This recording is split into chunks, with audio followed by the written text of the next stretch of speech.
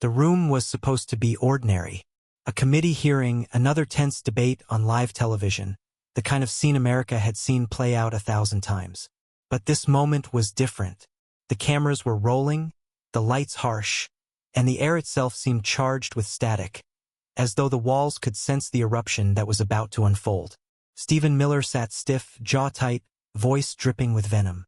He had come prepared to sneer, to belittle, to remind the audience that power belonged to the loudest man in the room. Yet within minutes, the mask cracked. His voice rose to a shrill edge, words tumbling over each other until the line that would define the night slipped from his lips. A bitter, humiliating rant about Elon Musk, his wife, and a scandal so lurid it felt too explosive to be true. The chamber froze. Reporters blinked, unsure they had heard correctly. Social media lit up in real time. And across from him, Jasmine Crockett sat in silence, her eyes narrowing, her posture never shifting. She didn't need to shout. She didn't need to match his frenzy. Her composure alone was enough to sharpen the contrast. Miller was unraveling, and every viewer could feel it. His words weren't cutting, they were clawing. What was meant to humiliate someone else became a public exhibition of his own desperation. Each syllable betrayed fear, not confidence. And still Crockett waited, a storm behind calm eyes. She let the silence after his rant linger, heavy and humiliating. It was a silence louder than any insult, a pause that turned the crowd against him before she even opened her mouth. The moment wasn't just shocking. It was cinematic, the kind of televised meltdown that etches itself into political folklore. And yet, what no one in that room knew, what the country was about to discover, was that this was only the beginning. Because Crockett wasn't just a witness to Miller's implosion. She was about to become its architect. The world leaned in. The gravity of that instant, you have to pull back the lens. This wasn't just another hearing.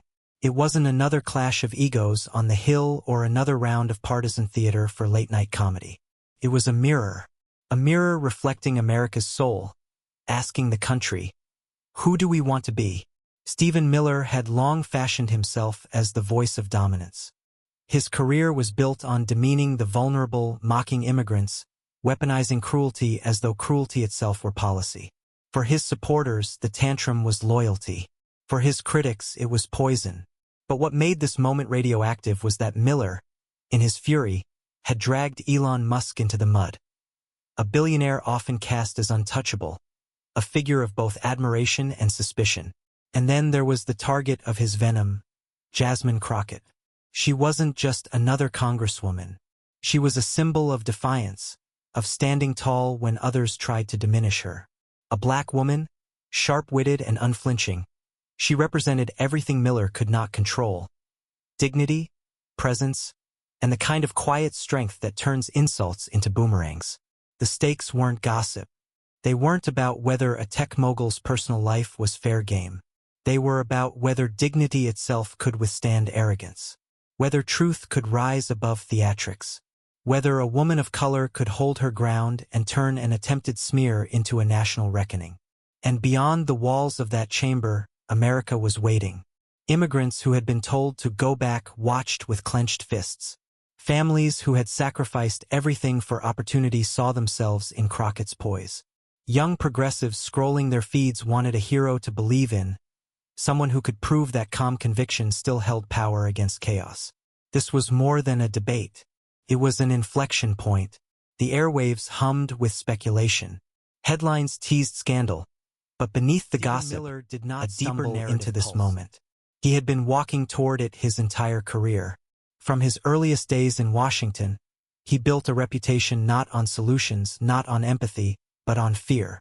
He was the architect of division, the designer of cruelty dressed as policy, the man behind 1,000 headlines that spoke not of progress, but of punishment. His speeches were never about lifting people up. They were about tearing people down. His words were carefully chosen, not to inspire, but to wound. To remind immigrants that they were unwelcome. To remind women of color that their dignity was fragile, conditional, always under threat. He relished the boos as much as the cheers. For Miller, outrage was oxygen. But there was always a cost. The arrogance that had once given him power became a mask too heavy to hold. The sneer, the raised brow, the rehearsed cruelty. It wore thin. Those who once admired his bravado began to see desperation underneath. And tonight, under the searing lights of the chamber, that desperation spilled out in full. He had chosen to wield Elon Musk's name like a weapon, to humiliate with innuendo, to distract from his own failures with a scandalous claim.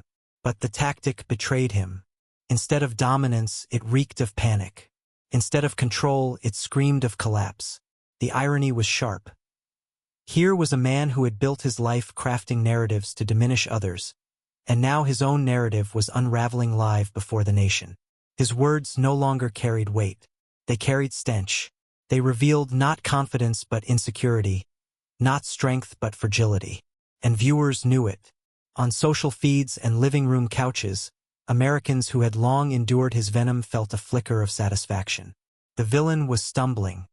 His cruelty had always been dressed as strength, but in this moment, it looked small, pitiful, and laughable. That was the stage he had set for himself. He had written his own downfall, and Jasmine Crockett was never handed to her. It was earned. Every inch of it. Born into a world where ceilings were set low, she learned early that dignity was not given freely. It had to be carried, protected, and sometimes fought for. Her path was not gilded. She did not inherit privilege. She carved her way through law school, through the halls of Texas politics, through the dismissals and sneers of those who underestimated her. And every time they doubted her, she grew sharper. Every time they tried to silence her, her voice became steadier. Crockett's story was not just personal, it was collective. She stood for the daughters who watched their mothers break their backs in jobs that gave no respect. She stood for the immigrant families who crossed borders with little more than hope and faith. She stood for those told they didn't belong, who needed someone to prove that belonging was not theirs to grant or deny. In the chamber, her presence was not loud. It was commanding in its quiet. Her composure carried weight. She had learned that sometimes silence is louder than shouting, that letting arrogance collapse under its own weight is more powerful than any insult. And so she waited, not because she lacked words, but because she understood timing. She understood that the most devastating blows land when the villain has already dug his own grave. This was not the first time Crockett had faced men like Miller. Her career was full of encounters where arrogance mistook her calm for weakness. And every time she turned that arrogance against itself. Tonight would be no different, because Crockett did not just represent herself. She represented a broader truth, that dignity, rooted in history and struggle, can outlast any sneer, any rant, any desperate attempt to demean. And when she finally spoke, America would feel unsatisfied with his own rant, tried again. He leaned forward, his words sharper, his voice higher, desperation bleeding through every syllable. He wanted dominance. He wanted Crockett to flinch. But she didn't. She raised her gaze, steady as steel, and met him eye to eye. And in that stare you could feel the imbalance. He was flailing. She was anchored. Every insult he hurled seemed to bounce off the wall of her composure. Every attempt to bait her only revealed his unraveling. The audience watching at home could feel the tension coil tighter. The chamber grew restless. Reporters leaned forward. Phones lit up as tweets flew. Something was about to give. And then Crockett leaned in. Not to shout, not to rant, but to prepare. You could see it in her eyes, calculation, timing, the patience of someone who knows that the storm is about to turn. The escalation had peaked. And what came next would not just shift the debate. It would change the narrative entirely. Crockett began slowly, deliberately. Her voice cut through the room with clarity, not volume. "Mr. Miller," she said, each word sharpened like glass. "You seem far more interested in fabricating soap operas than addressing the truth." The chamber shifted. Phones rose higher, the audience sensing something historic. She continued, dismantling his rant piece by piece, exposing its absurdity. With calm precision, she revealed receipts, evidence, contradictions, facts Miller couldn't escape. His scandalous jab at Musk collapsed under the weight of her logic. And then came the pivot. She turned his cruelty back on him, exposing not just the lie, but the intention. This isn't about Musk. This isn't about his wife. This is about distraction. It's about your fear that truth will expose you. And tonight it has. The silence was electric. Miller's face, once sneering, now twitched with unease. His shoulders slumped, his eyes darting. The villain exploded across social media. Hashtags like #CrockettClapback and #MillerMeltdown trended worldwide. TikToks looped her sharpest lines. Twitter memes mocked Miller's twisted expression as he realized he had lost control. Commentators rushed in. Cable news replayed the clip with dramatic music. Late-night comedians teased their monologues. Celebrities chimed in with applause emojis and fire symbols. Even political rivals admitted Crockett had landed the blow of the decade. And most importantly, ordinary people felt vindicated. Immigrants saw their dignity affirmed. Progressives saw proof that arrogance could be dismantled with grace. Women of color saw themselves in Crockett's composure and triumph. The ripple effects were cultural, not just political. Crockett had shifted the narrative from gossip to values. Miller had intended to humiliate. Instead, he became a cautionary tale. The story had outgrown the chamber. It had become a national reckoning. When the noise settled, one truth remained. Dignity had won. Crockett had transformed an attempted smear into a moral lesson. Her words resonated far beyond politics. They reminded America that insults fade, but integrity endures. That arrogance crumbles, but composure leaves a legacy.